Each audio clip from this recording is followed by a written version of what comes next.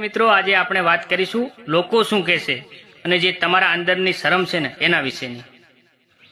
કે મિત્ર, જે પણ તમે કાર્ય કરો છો, કે ધારો કે તમે કેમેરાની સામે આવો છો, એક નાનો ધંધો કરો છો, એ ધંધો કરવામાં આટલી બધી શરમ કરો છો ને કે લોકો તમારા વિશે શું કહેશે, કે સમાજ તમારા વિશે શું કહેશે. એટલે શરમના લીધે તમે આ ધંધો નથી કરી શકતા, કે તમે કેમેરાની સામે બોલી નથી શકતા.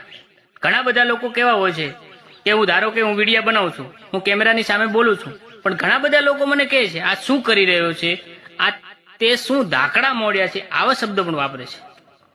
તે છતાં હું વિડીયો બનાવું છું.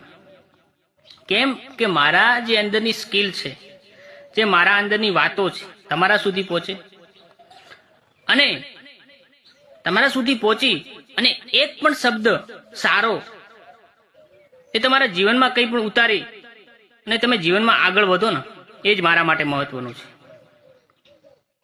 મારે આમાં કંઈ પૈસા બીજા નથી કમાવા. મારે એક જ વાત છે કે મારા સારા શબ્દો તમારા સુધી પહોંચે અને તમે એ ગ્રહણ કરી અને તમારા જીવનમાં ઉતારો, અને જેથી કરી તમારું જીવન સરળ બની શકે. એ જ મારો ધ્યેય છે.